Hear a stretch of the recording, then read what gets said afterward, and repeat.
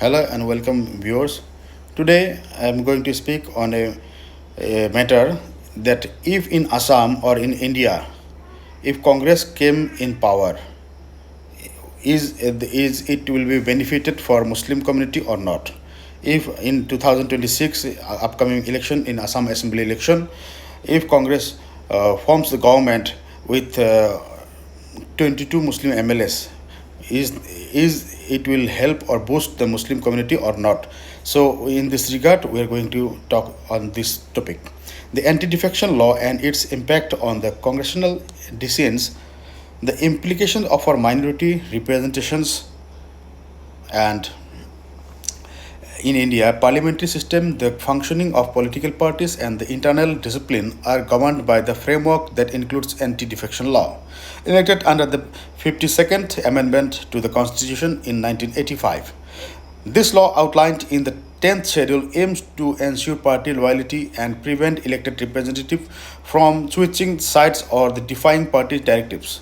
However, its implications raise critical questions about democratic expression, particularly for the marginalized groups such as Muslims within the dominant political parties like the Indian National Congress.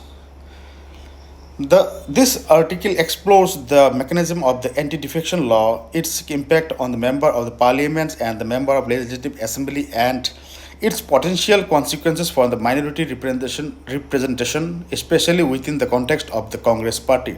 The anti-defection law, a mechanism for the party discipline, and anti-defection law was introduced to address the issue of political instability caused by the elected representatives frequently switching parties, a phenomenon known as floor floor crossing. Under this law, MPs or MLAs can be disqualified from their position if they voluntarily give up their membership in the particular party on whose ticket they were elected, or vote or abstain from voting in the House contrary to any direction or whip issued by the party, unless such action is condoned by the party within 15 days. The law vests significant authority in the Speaker of the House who decides on the disqualifications matter. When a high level authority within the party, such as Congress leadership, introduces a bill in the assembly or parliamentary, the party issues a whip to ensure unified voting. Defiance of the whip risks the disqualification, effectively silencing dissent within the party. The process of introducing the bill in the Indian parliamentary system, a bill is introduced by the minister or a private member and is submitted to the Speaker of the Lok Sabha or the Rajya Sabha or in the Assembly Speaker. The Speaker facilitates the bill progression through the discussion, debates, and voting. If the bill is introduced by the ruling party or coalition such as the Congress when it is in power, the party leadership often issues a whip to ensure its passes. This whip mandates that all party MPs, MLAs vote in favor of the bill, regardless of the personal or the ideological reservation shifting dissent within the Congress party. For example, an MP or MLA from the Congress party opposing the bill introduced by the own party leadership carries severe consequences. The anti-defection law ensures that any dissents, whether by the voting against the bill or the abstain, can lead to the disqualification. This creates a scenario where elected representatives are compelled to align with the party line even if the bill contradicts their principles or the interests of their constituents. For instance, if a Congress led government introduces a bill that is perceived as unfavorable to a particular community, such as Muslim, an MP or MLA representing the Muslim majority constituencies may feel compelled to oppose it. However, doing so risks their disqualification from the party and consequently their seats in the parliament or the assembly. This dynamic effectively mutes intra-party dissents and limits the ability of elected representatives to advocate for their constituents' interest. Implications for Muslim representations. The Congress party has historically positioned itself as the champion of the secularism and minority rights, including those of the Muslims. However, the anti defection law creates a structural barrier to ensure that minority voices within the party are heard. If a bill introduced by the Congress leadership is seen as detrimental to Muslim interests, whether the related to education, economic opportunities, or cultural rights, Muslims MPs or MLAs face dilemma.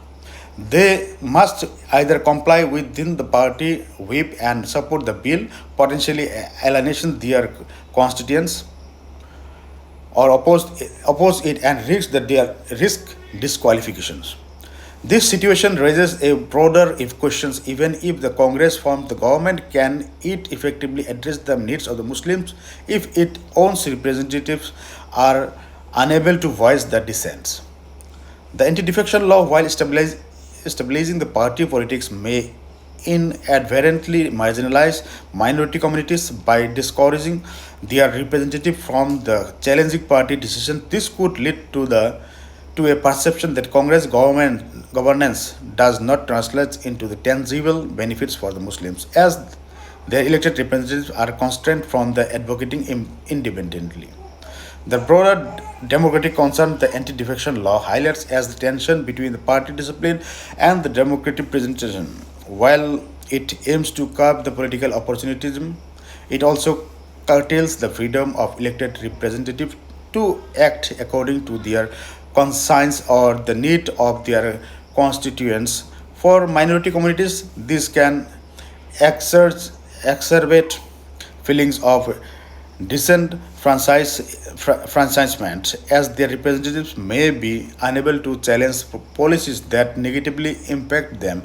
Moreover, the law places significant power in the hands of the Speaker, whose decisions on disqualification are often criticized for being influenced by the political considerations. This raised concerns about the impartiality, particularly when the speaker belongs to the ruling party. In such case, the enforcement of the anti-defection law can appear as soon as to suppress the dissent rather than the mechanism to ensure stability. Potentially reforms and alternatives to address this challenge. Several reforms have been proposed over the years, limiting the scope of the whips, restricting the party whips to confidence motion or the critical legislative votes could allow MPs and MLAs greater flexibility to represent their constituency interest on other issues. Independent oversight, the transferring disqualification decisions from the speaker to an independent body such as the election commission could reduce bias and ensure fairer adjudication. Ensuring intra-party dialogue, political parties like Congress could foster internal mechanisms for debate and dissent, allowing representatives to raise the concern without fear and retributing visions. Such reforms could strike a balance between the party disciplines and the democratic representations, enabling MPs or MLAs to advocate more effectively for marginalized communities, including Muslims. The anti-defection law anti-defection law serves as the double-edged sword in India parliamentary democracy. While it promotes political stability, it also stifles dissents within the parties like the Indian National Congress, limiting the ability of MPs and MLAs to challenge the bill that may not be served to the constituents' interest or for the Muslim communities. This raises the concern about the effectiveness of Congress governance in the addressing their needs as elected representatives are constrained by the fear of disqualification. Reforming the anti-defection law to allow the greater freedom for dissent could enhance democratic representation and ensure that minority voices are not sidelined even within a party that champions their cause. Until such reforms are implemented, the law's rigid framework may continue to limit the benefit that Muslims and other marginalized groups derive from Congress led governments.